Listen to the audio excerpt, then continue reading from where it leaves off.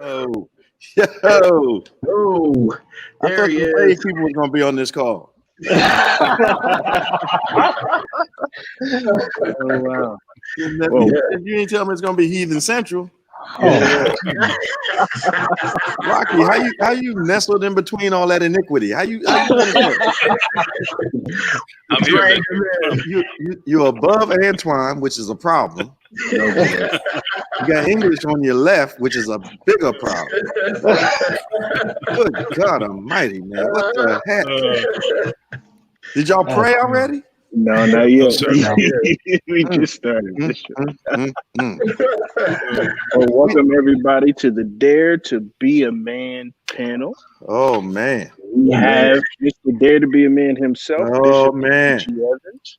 Yes, We have sir. Dr. Okay. Larky Means, Deacon Ronnie thank Green. you. We have Deacon Myron Tate and Yes, Brother sir. Kevin English, and I am your moderator today. We got Deacon four deacons on the same call. Oh Lord. So, Oh, Lord. man. Oh Lord. And we got the bishop. Amen. This is about to be Oh holy. man, Ronald Green. Ronald Green was one of my favorite sprinters back in the day. Oh, really? Yeah. I mean, yeah. that was me. What are you talking about? No, that wasn't you. Wasn't you? That was me. That was me. That wasn't you. No, that wasn't you. Yeah. He about 90 years old now. So Yeah. Yeah, that wasn't you. That wasn't you. yeah, was me. man. We want to Yeah. thank everybody for joining us today. We're going to give you some time to get in here and make sure you're sharing this with your friends. This is our special Father's Day panel Okay. with our esteemed guests. Mm. How's everybody doing? Y'all good? doing good. fine. Yeah. We're doing good. Doing all right. Doing all right. Yeah. Doing all right. I'm intimidated because you got two senior deacons up in here today, man. I don't know. Oh boy. Oh Lord. Oh Lord. Boy. Yeah, I don't know, man. Yeah, you got Senior. No, we've been here a while. got one of the deacon generals up in here. You got that Yeah. beard and stuff. That's right. We've had it for a while, but Yeah. You know they call me a general now, so that means I'm old. You know what that means? That's code. That's code word for old.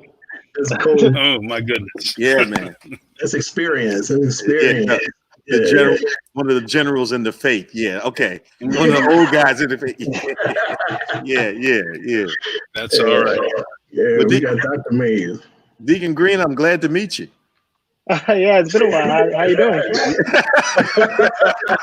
It's been a while. I've been out here selling his hair. I need a haircut. Yeah, Hair on my man. head. Y'all doing all right? Yeah, we're Everybody great over here. Everybody looks good. Everybody Yeah, looks good. everybody looks Thank you, good. sir. You Thank too. you. Thank I you. think they're making a mistake lifting all these restrictions. They're getting ready to have another outbreak. Yeah. Yes. Yeah. Gotta slow Yeah, it we down. just looked, Just right? be careful. Yeah, I don't. They act like the virus can count. 25 or less, 50 or less, like the virus can Mhm. count. Yeah. Yes, Yeah. sir. Act like the virus has a calendar. Ain't no Mhm. calendar. Some folk actually believe in, okay, if we just stay under 25, we'll be all right. That's not the point. That's not the point. It's crazy. Sure. Damn, man. Yes. Anyway, Antoine, what you want us to do tonight, man? All right. So we're going to pray and then we're going to get into the conversation. That's all right. Who gonna pray? I'll pray. Let's go. Oh, Jesus. Let's go. Lord help us. Yeah, Lord. All right. Oh, man. Father, we thank you for this time. We appreciate you for this day and this moment. We thank you for your grace and your mercy. We thank you for your favor. We thank you for your love. We thank you for being a constant friend, a protector, a savior, our king. Now, God, as we come to have this discussion about manhood, help us by the assistance of your spirit to be honest, to be pure, to be real, and to bring a godly perspective to manhood. Bless everyone here. Bless those who are joining us today. In Jesus' name, amen. Amen. All right. So we're Amen. going to start off with a light question.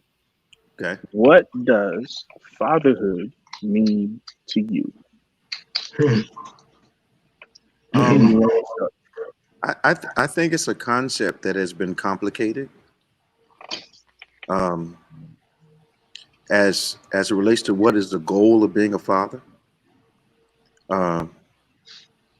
one of my primary goals is to prepare my children and my grandchildren for when I will not be here. Mhm. The other thing that I think is important for fathers, especially in the environment that we exist in now, fathers are making a mistake not giving their children a foundation from which to make a decision. Mhm. Yeah, yeah, I think it's important for us to give our children a solid foundation, of course, in our context, a God foundation. And if they decide to go away from that, they're going away from something that is firm rather than going through what I see now is people changing who they want to be every 30 or 45 days. Mhm. Mhm. Yeah. So the answers, the cultural questions can only be viably answered if you're coming from a place of strength Mhm. and decide to veer off into another decision or another destiny. So Mhm. I always want to be a voice in my children's head, even if they're not doing what I've instructed them to do. Yeah. Mm. Mhm. So Yeah. that when something does not turn out correctly, or they find out they've made a mistake, they can say to themselves, "My dad tried to tell me this." That's right. Mhm. I never want them to come to me and say, "Why didn't you tell me about this?" Yeah. Never want that to happen. Yeah. So, what is all that saying? I think our job is to raise a productive adult that contributes, that is not selfish, that is goal oriented, and loves God. Amen. Amen. Amen. Amen. Amen. Yeah. Anybody else Amen. want to follow the bishop? I think when I look at fatherhood, it was from a position of, well, what am I going to do as a father?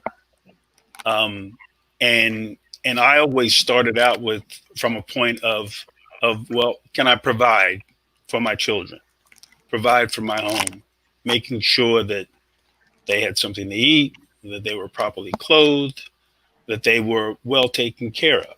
And if I thought, as long as I was providing, that was my job as a father. Mm. Mhm. Yeah. But as I started to live, as I started to move through this process, it was well beyond provision. Hmm. Um, because what I found out is that presence ended up being more or equally as important as provision. Hmm. Yeah. Having to be there to Yeah. answer their questions, having to be in their lives, taking them to all of the things that they needed to go to. They know that dad was going to be there when they needed him to be there.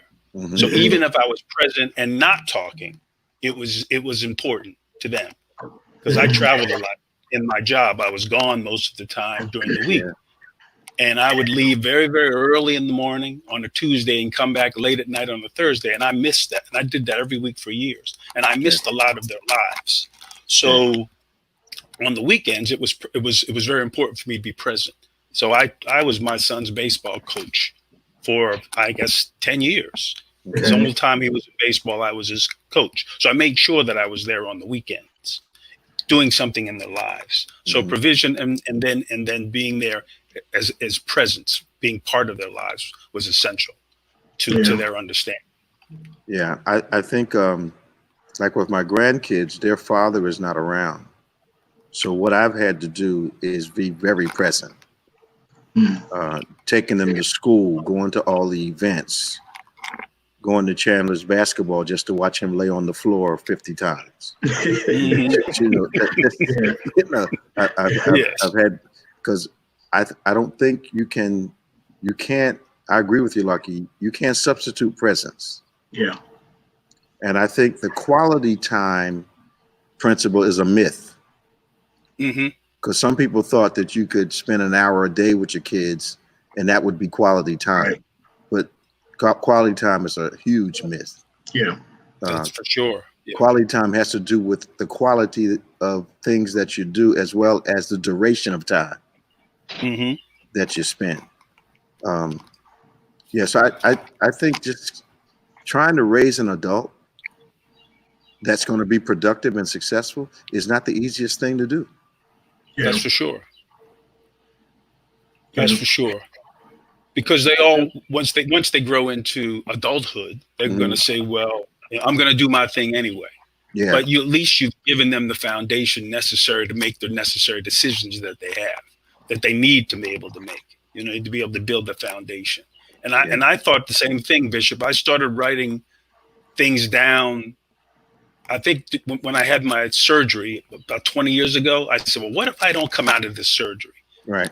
I think, what do I need to leave for my children so they know that I've been around, so they can hear my voice when I'm not there. Yeah. And that book I've been writing those things down for 20 years. Pretty soon I'm going to have a book to show you. Okay. So Good. I learned something this morning, Deacon Mays. And you know things, but when people puts words to them, they really start to become significant. I learned this morning that when your children are young, you lead them by command. Eat your breakfast, put on your clothes, take a bath, go to school. When they get into the teen years, what I learned was you lead them by conversation. that's for sure. So it goes from command to conversation. Having already embedded the command in their hearts, now it's time to converse about a problem and hear what they have to say. But then once they move out, you parent them by concern. Yeah. And you start to show your concern when you're invited into a problem. So you learn how to butt out if possible. Yes. Until, but hopefully the command and the conversation minimizes the problems when they get old enough to make their own decisions. Yeah. Yeah. Kevin, do you have anything to add? Yeah, so I'm a father of a 2-year-old. So what fatherhood means to me, plain and simple, is just being a good example, setting a good example, for my daughter. Because as she's growing, she's observing, everything I do. So even, when I'm in church or I'm out and about, she's picking up a lot of things. So in this phase of my life, in this phase as far as like where my daughter is, just trying to set a good example, starting at a foundation for her to be secure within herself and everything like that. Trying to, build her self-esteem. One of the routines that I do with my daughter is every time we pass a mirror, I always tell her to look at the mirror and say, "Hi, beautiful." Just so that way it can just start within her at an early age. So that way her self-esteem can be good once she grows older. Yeah. That's good. That's good. That's good. So I have a question for Deacon Green.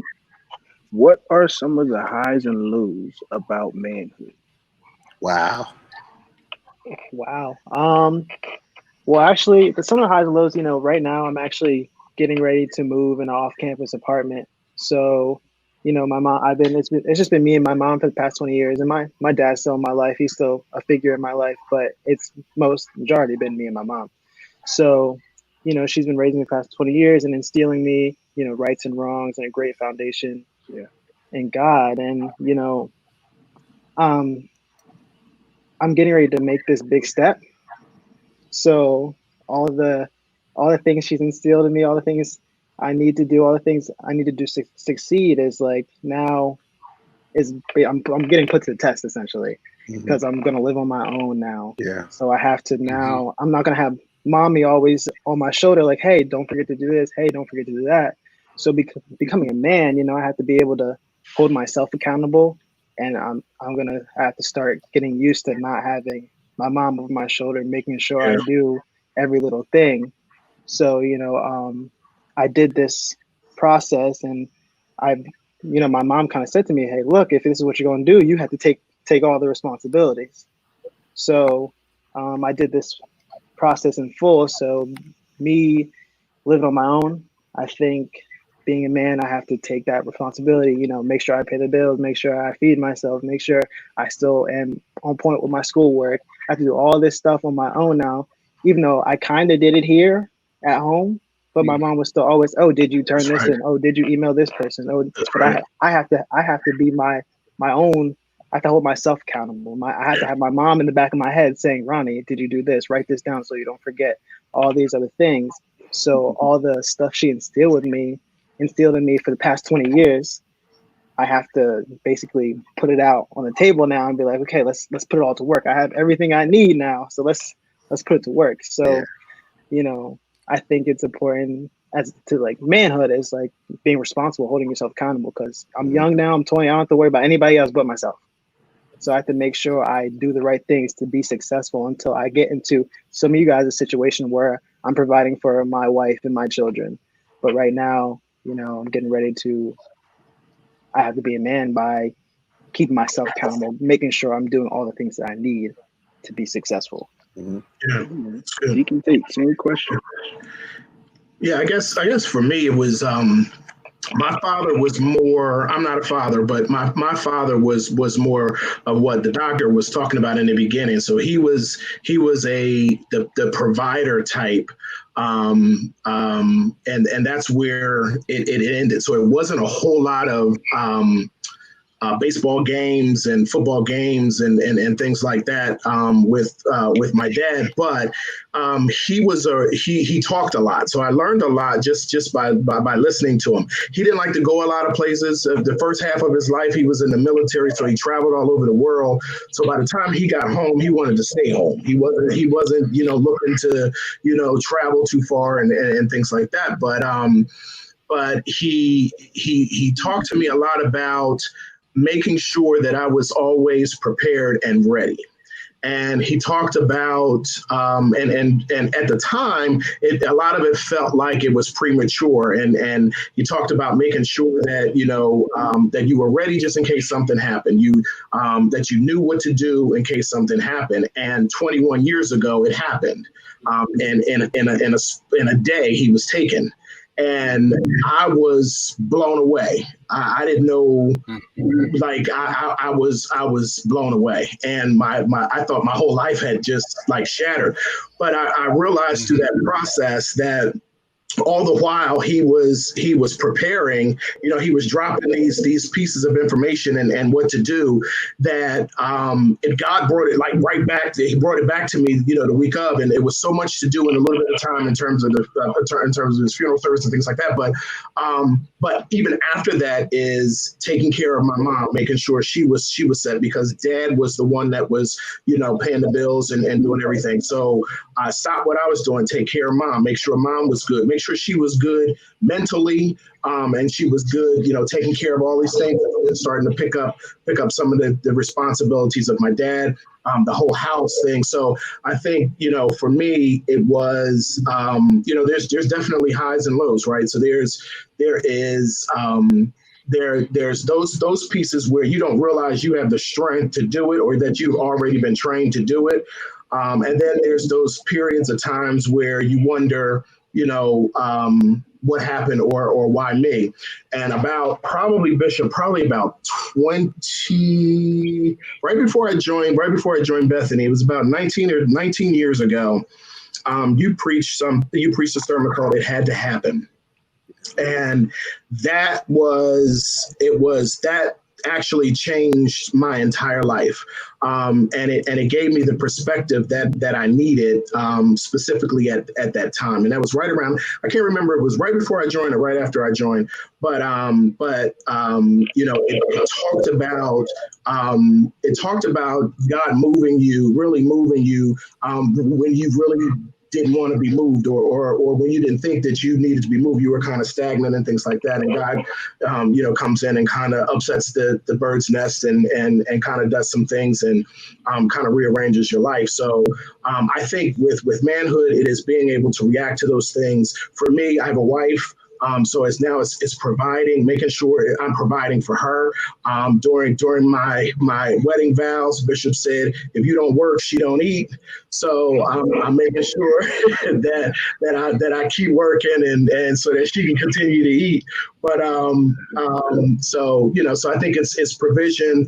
I do think presence has a lot to do with it, because I do, sometimes I miss that when I see fathers with their kids, or when I hear, fathers who were right there with the basketball games and things like that. Sometimes I feel like, I missed that portion of it because my dad was focused on just working. So I think that presence has a lot to do with it as well. I think, it's making sure it's setting the example. I think it's a whole big thing. It'd be great to just have one definition, but it's kind of everything all wrapped up into one.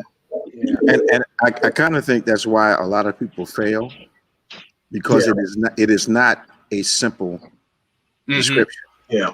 It is basically being able to major multitask at the same time. Yeah.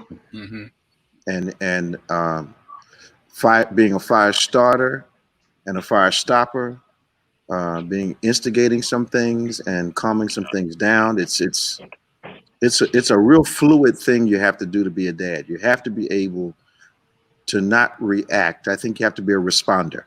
Yeah. And I get why my grandfather used to use every conversation as a teaching session. Yeah. Yes. Yeah. And I saw the benefit of that early, and I try to weave stuff into conversations to teach those around. Yeah. For those of you that have joined us, we want to encourage you to share on all of our platforms, whether it be YouTube, Facebook, or Periscope. Again, we want you to share on all of our platforms. We're going to continue with the same question, but I'm going to flip it. And I'm going to talk to Dr. Mays. What are some of the highs and lows about fatherhood? Well, the highs are when you see the things that you may have spoken into your children, and then you see them be successful. That's really the highs that I've seen in my life. When I see my children be able to provide for themselves, to do well in their lives, to do well with their spouses. And right now I'm a grandfather, so to be able to see them raising their children and seeing those children, my grandchildren, become successful. Those are some of the highs that I have experienced.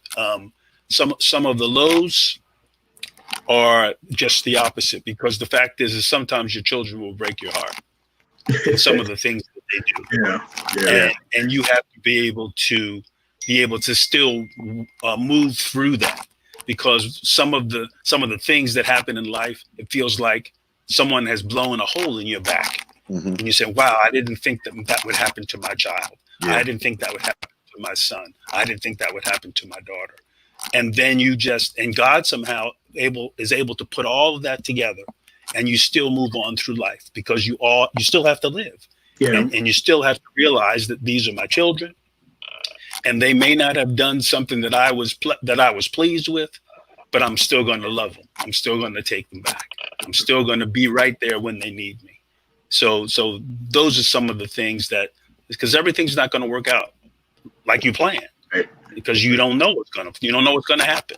You just know that you have to be there with your arms open to be able to accept it and say everything's going to work out. Everything's going to be okay.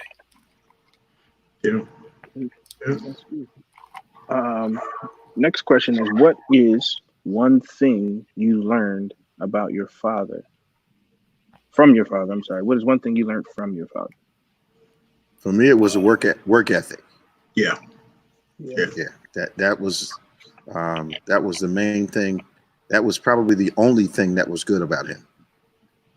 Was that he was absolutely one of the worst people you could ever imagine, but he was a worker, and that's what I picked up from him.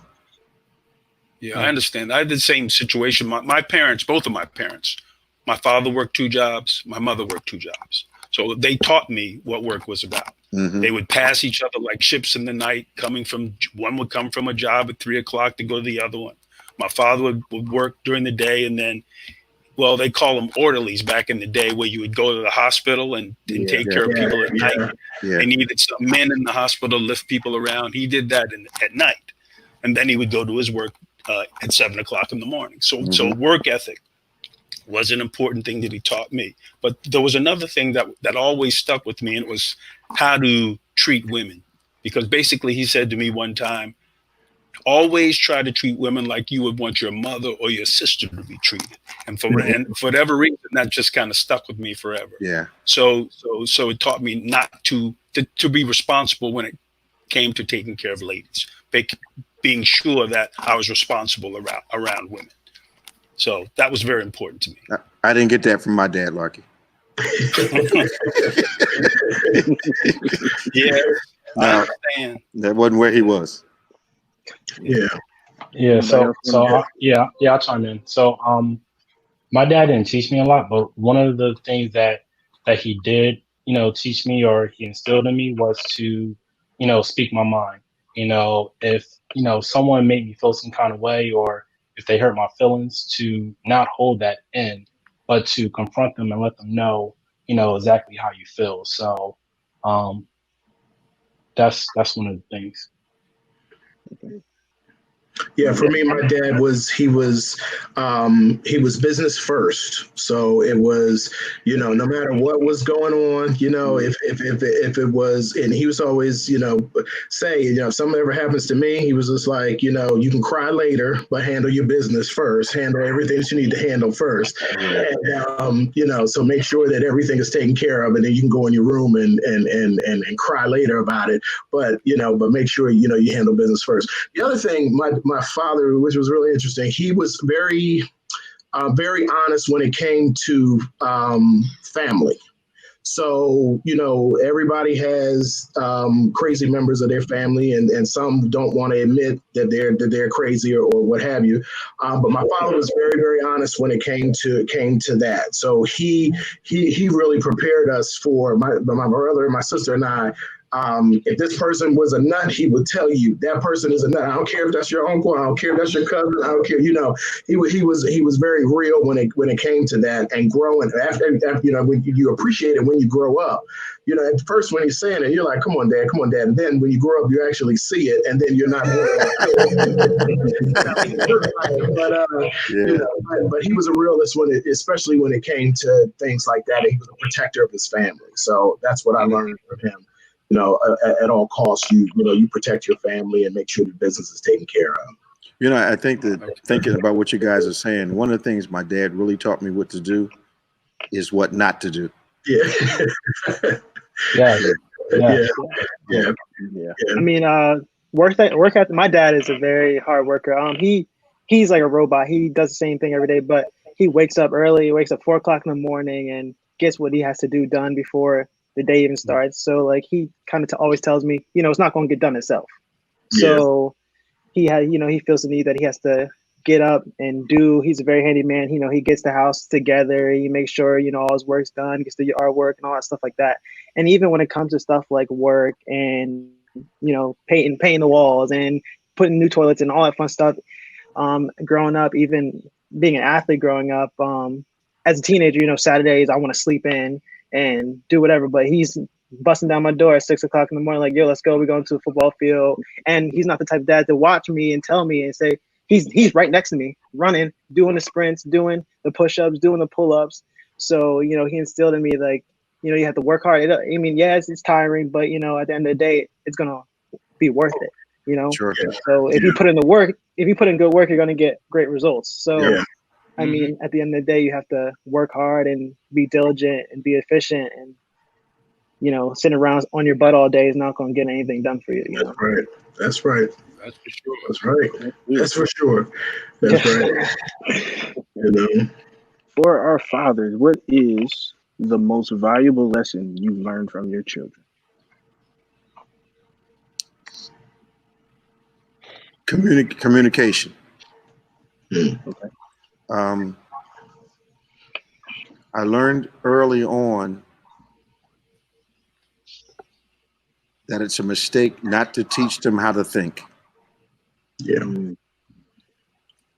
telling them what to think and not teaching them how to think, I learned was a major mistake as they develop. Yeah. So they forced especially my grandchildren, forced me into conversations that I didn't have much interest in.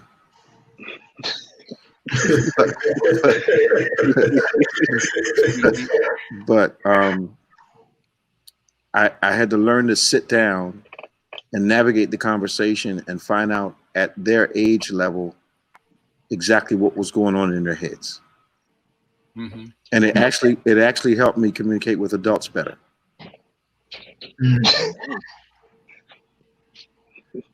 Kevin?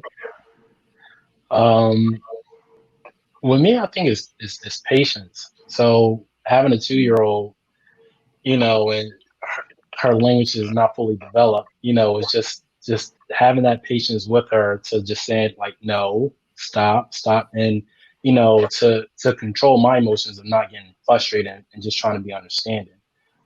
So patience for me. That's good. Doctor? Well, I think you have to. It's a difficult question to respond to, only because my children, I always looked at them as being able to, not like a sponge, but I wanted to give them as much information that I possibly could about everything. Because Yeah. when children are young, they will accept as much as you give them. And if you keep giving them information, they'll keep taking that information in. Yeah. So you have to be very careful about what you give them. So, and I like, Kevin, your comment about how you were always talking to your daughter and teaching her about loving herself. And it really goes back to you're the first Bible she really sees. Yeah. That's right. And so whenever it comes to that, you are teaching her all of those things. Yeah. And I did the same thing when my children were young, except I think I taught them the Bible and things at home until they became about 5. And then I said, well, maybe it's time for me to start taking them to church. The mistake I made was that I took them to a Sunday school and I didn't go in. I dropped them off at Sunday school. Okay. And I didn't go in because I didn't want to join Wow. the church. I took them to the Sunday school, and then I would come back an hour later and pick them up. And I did that for about 3 months, and I said, this is not right. So I think this church found out what's going on. And Bishop, quite honestly, this was about 2 years before we came to Bethany. Okay. So once I started taking them to church, then that whole process really helped our family. Sure. Then it started the process about, well, now I got to find a church for my children and my wife, someplace we all can go. And we started church searching. And then we ended up at Bethany, and we've been here ever since. Yeah. So that's really what your children are about, and what you really should be able to provide them as much information as you can, teach them as the best that you can, give them all the information that you can, because they're looking to you to lead them, and being the priest is one of your first responsibilities. Sure. Nice. I think it's interesting too to keep like when I always think about some of the parents that just say that they're just going to stop talking because they're not listening, and if I hear it, I try to encourage them, keep talking, because I know for me, whenever I was faced with something, or I was ready to get into something I wasn't supposed to get into, I always heard my father or my mother's voice in my head before I did what I was going to do. So you always hear, and sometimes I stopped, sometimes I was like, okay. And then sometimes I went on and did it and suffered the consequences. But sometimes it was that voice, and you hear that voice, and you can't stop talking. You got to keep talking to them, because that's going to be the voice that they hear in their head when they're faced with specific things. And, they'll make a decision, based on that sometimes. So it's Even when you think they're not listening. Yeah. Even when you think they're not listening to you, because they're listening. They may not seem like they're listening. That's right. Yeah, Plant the seed. Plant that seed. Yeah. I think the hardest thing to do is to have given them the knowledge, expose them to the wisdom, and then watch them take the steps into a bad decision. Yeah. That is, and you have to stand there sometimes and allow them to go in and get the experience. And it's unfortunate that prodigal spirit requires hardship for correction to happen. Yeah. Because in that Bible story, the father does not go rescue the son from the situation. Right. He has to wait until the situation ejects the son. Yeah. Mm-hmm. Yeah. And then some measure of healing and repairing relationship can happen. Yeah. Yeah. Yeah, because you can't always rescue them. You just can't always rescue them. No. Okay. That was good. Biblically, it is the father's job to give their children their identity. How can a child who has had an absent father find their identity? Anybody can jump in? That's deep, Antoine. Yeah. Well, I think because of the it takes a village concept. You have to find men that are willing to speak into other men's lives. Yeah. Into other, and I think when you set those kinds of mentorship programs in place, it helps to develop that child's image of themselves, the identity of themselves. And if they see enough images, positive images, even negative images, they see enough images and you're able to speak into their lives about what it is that will help them become prosperous individuals. I think that's one of the ways to do it. The mentorship piece is essential. And I think that's one of the things that we really have to do. When you see all these men's lives being damaged because people are not necessarily speaking into them, we should take every opportunity to speak into every man's life when we can. Yeah. Bishop, you had a thought? Well, I agree with Deacon Mays. I think that the hardest thing to do is redirect a person whose experience has convinced them that they're correct in their mindset. And it is back to not only speaking into their lives, but showing them an example of success. Men tend to be imitators. Mm-hmm. And one of the things that we have to do as fathers, especially, is try to present as consistent and strong an image as possible for children to follow. We can't be the do as I say, not as I do crowd. Yeah. And not the seen but not heard doctrine that many of us were raised around. Mm-hmm. I think that this time we live in demands a man that's involved. Like one of the many things I love about Kevin is his level of involvement in his daughter's life. Yeah. Amen. One of the things that stands out about Pastor Nick is his level of involvement in his children's life. Yeah. Mm-hmm. And I think the myth of if you buy diapers, you're being a good dad is a bunch of crap. Yeah. Mm-hmm. Yeah. Stranger can buy diapers. That doesn't make him a good parent. That's right. I think the examples we set are so key that they can't not be overestimated.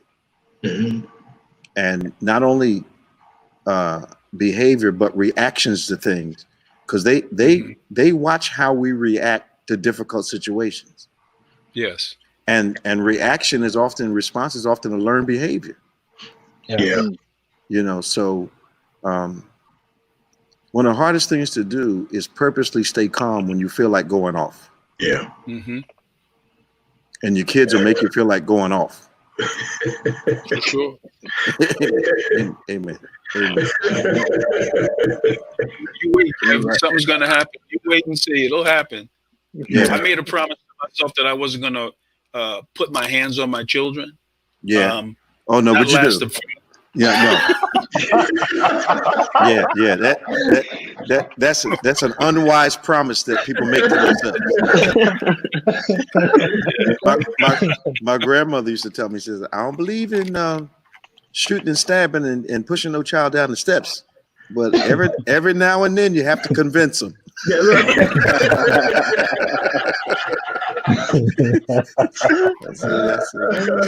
She ain't never lied. Oh my goodness. Anybody else have anything to add to that thought? No? All right. Well, I'm gonna flip it.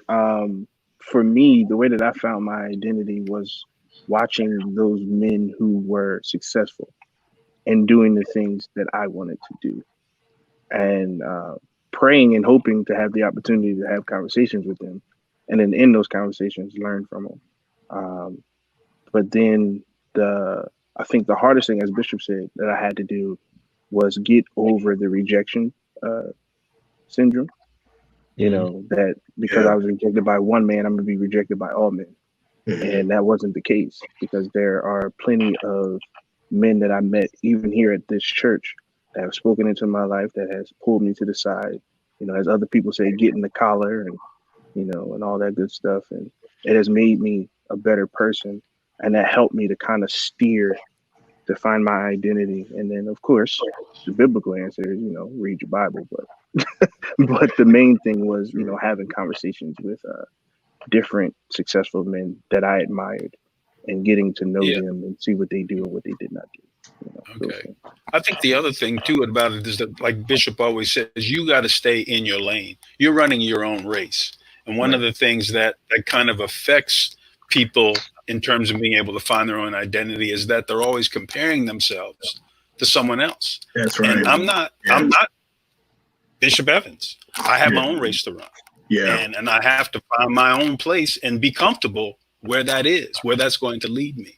Because if you're constantly comparing yourself to someone else, that can affect your level of identity and how you feel about yourself, because you're saying, well, I'm just not good enough. I'm not good enough. I don't have that. I don't have what that person has. I don't have what that other person has. And that can affect your perception of yourself. And I think so if you don't always spend time comparing yourself, just run your own race. Do your thing. Do what is going to take you to your place in life, to your next place in life. I wonder sometimes, you guys can help me this, why there is such a call for uniqueness, but most people in our culture master being the same as others. Yeah. Yeah. Mm-hmm. You know, I think when I think of Ehud in the Bible, he realizes that out of his uniqueness comes his success. Yeah. And he never tries to be right-handed when he's a left-handed guy in a right-handed kingdom. Yeah. And I think that for us, the loneliness that goes along with being unique for a season is why we tend to try to be like everybody else. Yeah. Mm-hmm. But being unique does not necessarily mean strange. Right.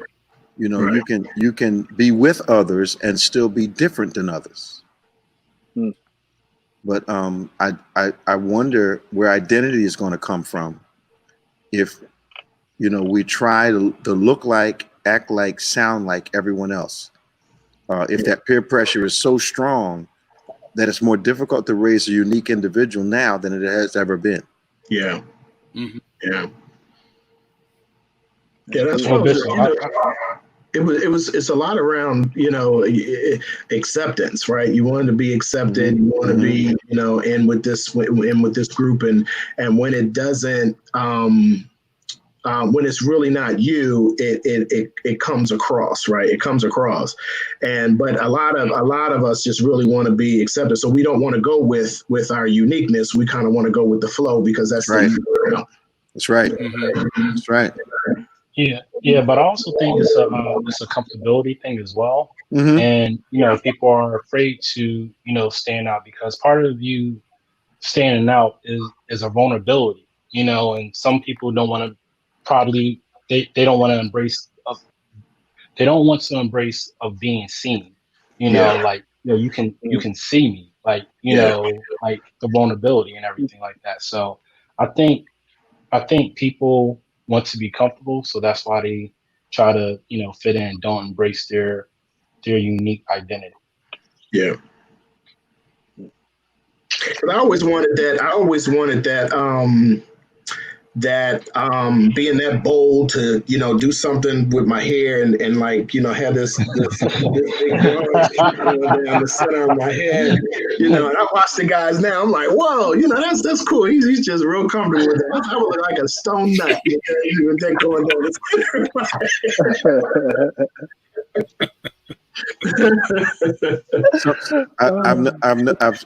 I've counseled a couple of pro ball players, and one or two of them have cultivated a bizarre look. Yeah. And it wasn't because they were trying to be individuals as much as they felt like they were playing with someone who was a superstar and they were trying to get noticed. Yeah. So it wasn't developing an identity. Yeah. And it wasn't developing their uniqueness. Yeah. They just thought, well, I need to look crazy so I'll get some press time. Yeah. Yeah. And the look did not give them the results that they wanted. They were looking for. That's right. Yeah. Wow. That's right. Yeah. Wow. Anybody else want to add to that? Yeah, that's good. That's I good. mean, yeah, that's. I see Ronnie's head. I have. It's I'm blessed because even though my parents aren't together, my dad was still in my life. So my dad was still sewing, still there, still showing up to games, still showing up to important events in my life. So I still was able to, have a father figure.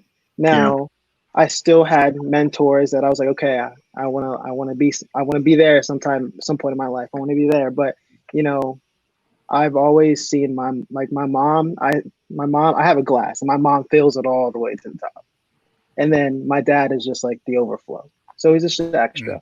So I know my mom. I know you guys say that, shout out to the moms who are dads too. Like my mom was. Yeah, my mom is that.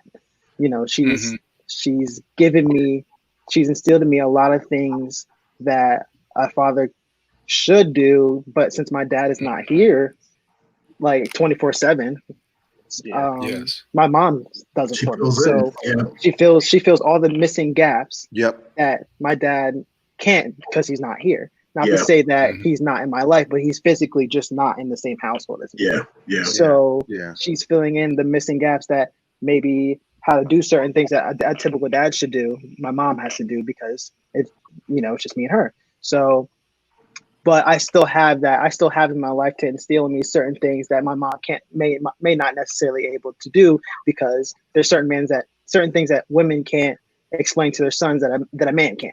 Mm-hmm. So, but I'm blessed to say that my dad's been in my life and is able to help, instill in me. I've never really felt lost or it wasn't as hard for me to find who I am as a person, figure out who I am as a person, because I still had him in my life. And then I still made these different connections with mentors and stuff like that to also instill in different things in me as I've grown for the past. I don't know what you found out about your mom, Ronald, but the older I got, the more complete she appeared to be. Yeah. I 100% agree with that. I 100% agree with that. Yeah. It's like I'm looking back on like me being 20, like I'm starting to realize like, wow, this woman did a lot. Oh yeah. And she's gonna keep on doing it too, man. And she's gonna keep on doing it. And I appreciate her, all the time, and just her helping helping me, because she was the one who instilled this like relationship with God. So she was the one who instilled that and said, I wouldn't be where I am because of God. So like God is basically instilling everything that she needs to do to be successful, to help being a good role model for me. That's right. So it's just like I'm just in awe and shock. I'm just like, wow, like this woman has sacrificed basically everything for me to be where I am now, to be successful as I am now. Yeah. So I'm able, so she can just sit back and watch, and I can just make her proud. Like, Mom, you've got me here. So let me show you all the hard work you put in for the last 20 years. You know what I mean?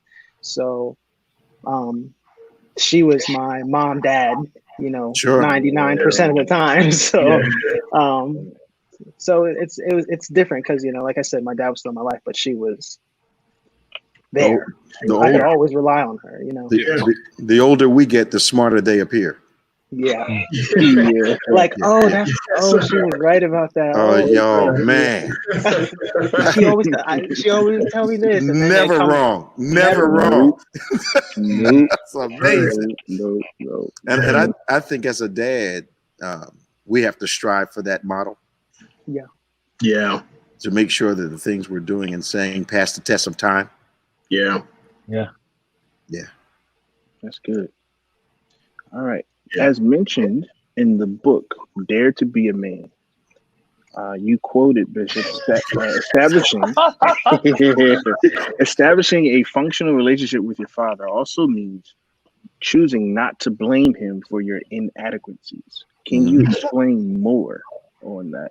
Well, I think one of the easiest things to do is to do what Adam and Eve did in the garden, which is lay off accountability and responsibility on another person. I get, like in my case, I get that my father was not a good example, but I decided, like when I was 4 or 5 years old, that I was not going to be like him. So some guys don't decide that until they're 30 or 40 years old. But I came to a child's revelation that he was not going to be responsible for the way I turned out.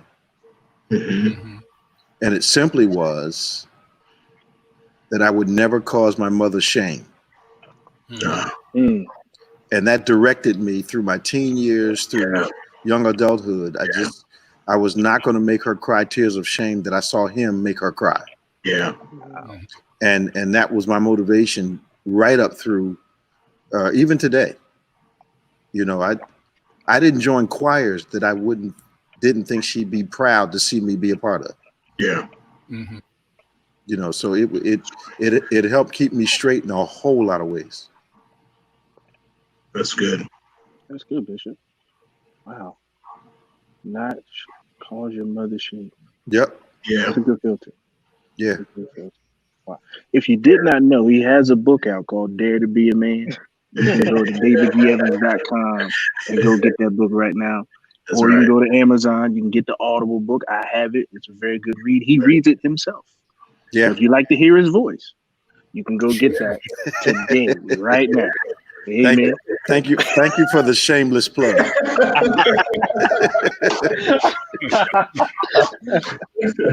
Oh my goodness. Okay. That's a great book. Let's see. So the Bible tells us to honor our mother and father. I'm going to direct this to Deacon Tate. How do you honor a father who was not involved in your life?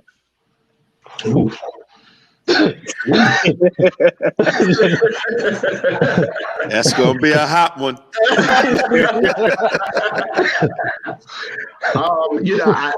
I can't speak from experience here, but I would think, I don't know, just I would say really just by being who you are, and not trying to be someone else, not trying to be who your dad was, but really, just be who you are, be real to yourself. When you talk about honoring honoring your parents. I was a lot like Bishop. I didn't want to do anything that was going to hurt the family or bring any type of discomfort or dissatisfaction to my parents or to my immediate household. So I was always very conscious, or tried to be very conscious of the things that I did and said and who I associated with and things like that. But being I had my father. My father was in my life up until the age of 27. So when I was after that, it was just on me. So I've learned to really continue to try to be the man that he taught me to be for those 27 years, the provider, that he was, making sure that I'm utilizing his example and his words that are still floating around in my head about, making sure that I'm doing the right thing. I'm taking care of business. I'm taking care of my mother. I'm taking care of my wife and making sure that anything that I can do outside of that, that I continue to do as well. So helping individuals and for me, with my dad being gone, it's kind of me helping his legacy in me kind of just continue to go over. Hey, Antoine, can I ask a question? Sure. Have all of you noticed that when we're growing up and we're in our teens, we think about taking care of ourselves? Right. But as you mature as a man, Yeah. that assignment expands. Yeah. That's right. Mhm. Passion, to your parents, sometimes to some of your aunts and uncles, And grandparents. grandparents, that the responsibility of being a man is not about just us or our immediate family, but it continues to expand as changes happen in people's lives around you. Yeah. And you find that if you're trying to be a strong man, you at times are the only one stepping up to the plate for the extra responsibility. Yeah. It's amazing to me that I don't know about you, but Larky, are you able to look back and see that you've been taking care of people for a very long time? Yes, for a long time. It's just that, as you said, I mean, and to speak to it, just, I got married when I was 20 years old. Wow. Right? So my whole point of fact was can I take care of myself and my wife at age 20, right out of college? I got finished college one day, got married the next day. Wow. And started working 2 weeks after that. So, and one of the things I was always, how do you honor your parents? By not being able to go back to them and ask for money. So I always said, I never had to go back and ask them for a dime, because I'm telling you, the day that I finished college, my father said, okay, here's your car. Because he said, here's the car payment. So I didn't even have a job yet. He said, here's the car, here's the car payment. And so the whole point was I started taking care of my family, and one of the things was I said, well, my children, I started to save for their college education, I think when they were 5. So I did all kinds of things to be able to prepare them to go to college and not leave them a bill, so that when they finished college, that they would be able to go to college scot-free and not have to worry about that expense. And now it continued to grow because my father passed away almost 20 years ago now.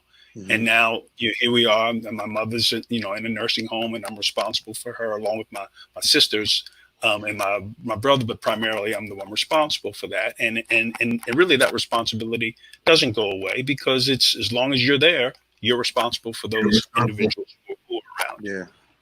And I feel good about that because I think Bishop, he's always preaching about things, but he said something: God will give you what you need to be able to take care of the responsibilities that you have, no matter what the situation is. And he said that more than once. So I'm thankful for that, because his word is always, he's always preaching something that he's talking directly to you at some point. And saying, wow, that was deep. And God has always provided so that I might be able to do those things necessary to be able to take care of the people that I feel like I'm responsible for. Yeah. Bishop, to answer your question, I think it does happen. Now that I'm on the other side of 25, I'm looking at Kevin, be quiet. I'm looking. I ain't say nothing. I see your face. I saw your face. I'm looking at my grandmother differently. I'm looking at my mother differently, my aunt differently, and preparing mentally, but also physically for the time where they'll be looking for me for answers. And sometimes they do it now. You were there, Bishop, when I worked 3 or 4 jobs to try to make ends meet. And, the Lord blessed me with one job that met that all those salaries. And now I'm able to do more and still live, and not have to stretch myself working almost 15 hours a day. But, it's a blessing now to be on the other side, to see all the things that they taught me. And now I'm able to use those things to help lead and guide them. Because they called me and asked me for, spiritual guidance now. And I'm just like, okay, this never happened before. Usually I go to them, but now they're coming to me. And that's a big adjustment, for me as a man, being able to give them wisdom in and out of season, as we say. Why do you guys think that some men can't or don't make the shift to caring for someone other than themselves? Selfishness. Selfish, yeah. Definitely selfishness. Yeah. It's a heavy weight, Bishop. It's really a heavy weight. And no one wants to be able to always take that weight, take that responsibility on, because it's a heavy responsibility. Yeah. We're another one of Bishop's word, geber. We're weight bearers. Yeah. We're built to do. Yeah.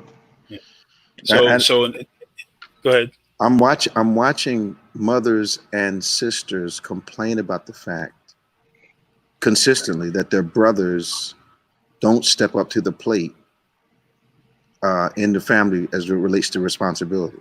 Yeah. That the mothers can't depend on the sons, and the sisters, have 2 or 3 brothers, but it's like they don't have them. Yeah. They're shoveling their own snow and cutting their own hedges and cutting their own grass when you have brothers around. What do you think has happened? I probably would have dropped dead if I walked up and saw my mother cutting the grass. Yeah. Yeah. I would have been shamed. Yeah. Yeah. What do you think has been lost in us as men that we don't respond affirmatively to greater responsibility? I think a lot of it goes back to number one, appreciating what you have, stepping up to the plate, and kind of reducing the selfishness. It's very easy to be selfish. It's very easy to say, no, I won't. I'm not going to go over there. I don't feel like going over there, or to cut the grass or whatever. But it is you have to step outside of yourself in order. I saw that, Ronald. I saw it. I saw it. I saw that.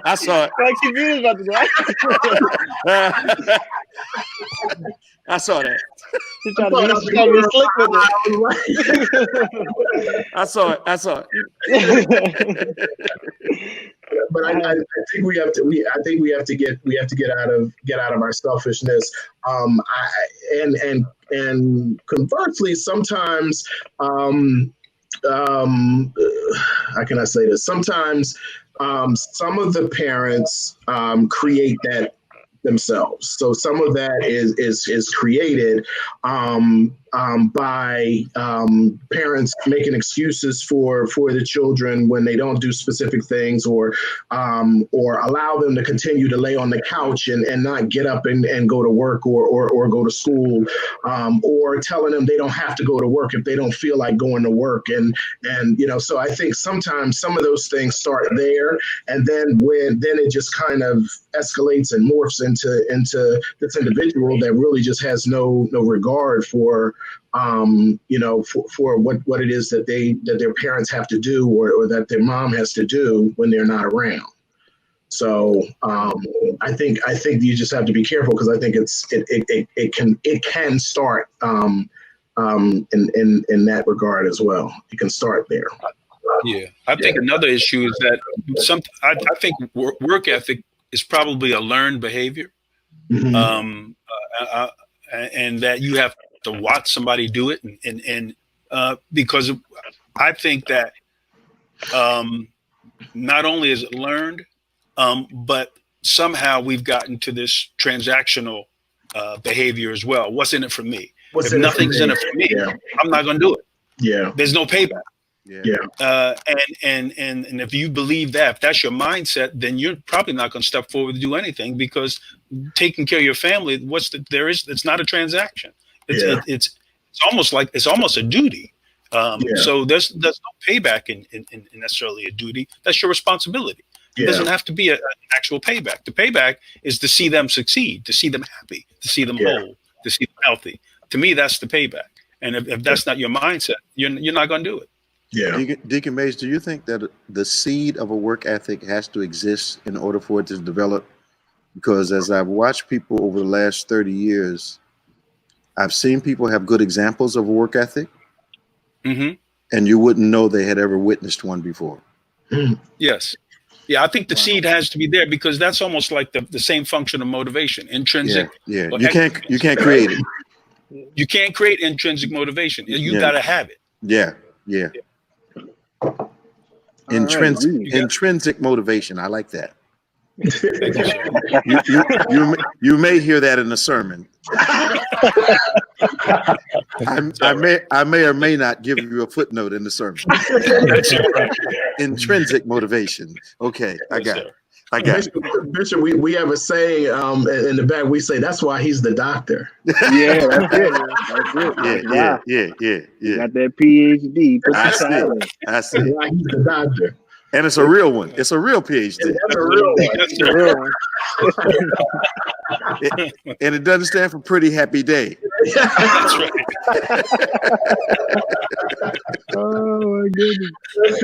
Hey, as we are winding up, the hour is over. We're going to end with a final question. As men, what legacy do you want to leave for your family, friends, and loved ones? I'm going to start with Brother Kevin, and we'll work our way around. Oof. I wish you would have left this one for me last, but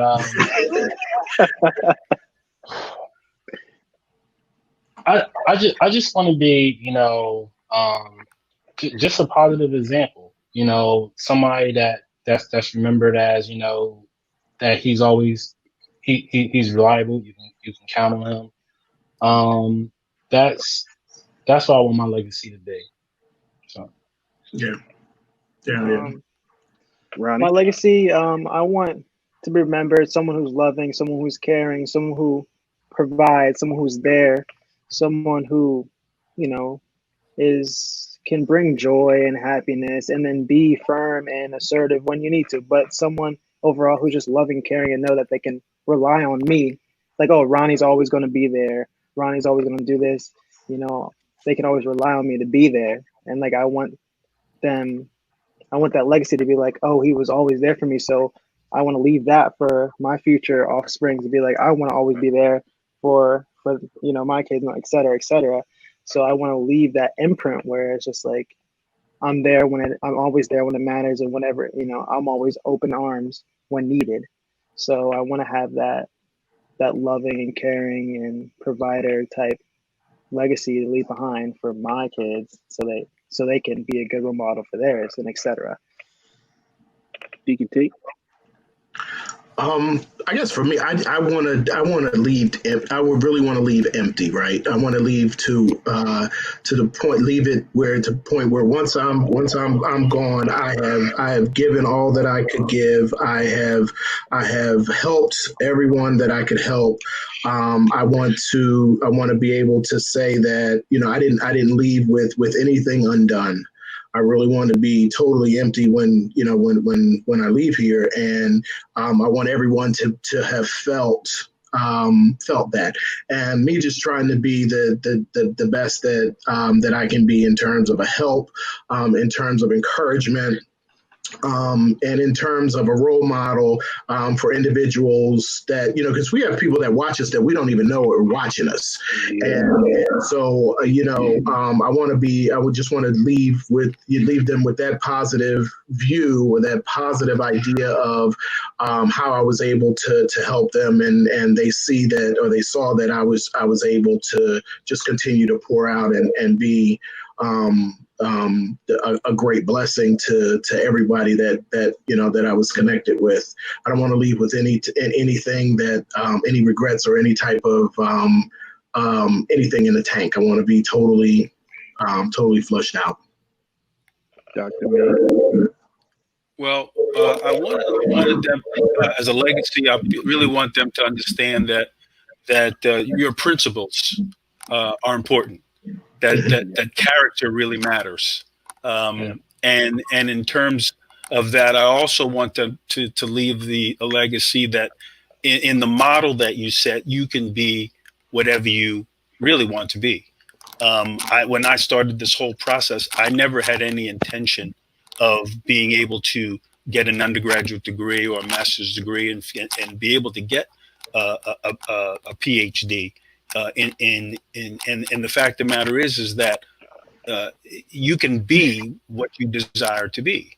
It's just a matter of the amount of work that you want to put in. It's not an easy road to do that.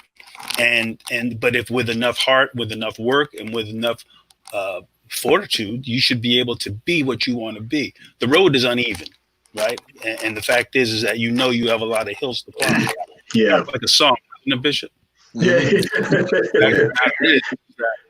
You should be able to. You need to be able to leave the legacy that you have the opportunity to be what you want to be if you put your mind to it and do whatever you want to do to be able to make that happen. And that's basically what I'd like to leave. And I'd like to leave some money too, quite frankly. Amen. There you go. I don't want them to start from zero. Amen. I don't want them to start from zero. Amen. Bishop, Oh, as we are living in your legacy, okay. We want to hear from you. Spiritual strength and faith, demonstrated love, a model of some kind of success, and last but not least, accountability and responsibility. Mm-hmm. That's what I want those that know me to refer to when they think of me. Amen. Amen. Amen. Well, Amen. we thank everyone for watching us today. I want to thank each of our panelists for being here.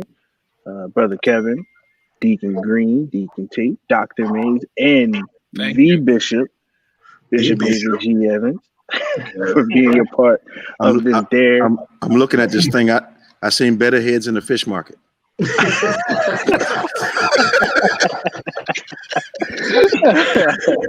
many of you don't know, he's a jokester. We have fun here. Again, we encourage you, if this blessed you, to put something in the comments to share with the men in your life, even the women in your life, so you can get a different perspective from a man's point of view. This was our Dare to Be a Man panel. We want to encourage you to watch us on Sunday, 8, 11, 10, 8, 9, 11, and 12, as we are celebrating Men's Day with our special guest, Sean McMillan, for our Men's Day preacher. And any other comments do we have tonight? Anybody else want to say anything? No, I'm good, man. I Thank you. enjoyed all of you. Yeah, for sure. Thank you. Thanks for Appreciate it. inviting me. Oh, Thank you. come on, man. We can't have Dare to Be a Man panel without the Dare to Be a Man himself. You could. No. That wouldn't be right. Yeah, you That wouldn't be could. right. That wouldn't be right. Great to see all of you. You look good, guys. You too. Bishop, See you. thank Thank you. you. Thank Yeah. you. Bishop, will you do us a favor and pray us out? Okay, you're gonna put me to work. Okay. Father, I thank you right now for the time you've allowed us to spend together, but also, Lord, for the impact that we hope this conversation will make in the lives of all those that come in contact with this video. We understand from your word that conversations change seasons, and we would like to believe now, Lord, that this conversation will change the season, turn a season around that might be happening in some man or woman's life. So I ask you, Lord, to put a special blessing on the men today of this panel that sacrificed their time to be a blessing to someone else. Release that Isaac anointing, that blessing of intercession. Allow whatever they're praying for them to receive double. Now, God, I bless you for the time that we spent together. Now continue to keep your hand upon us. In Jesus' name we pray. Amen. Amen. God bless y'all. Amen. All right, y'all. See ya. See ya. Okay. See ya. Sure.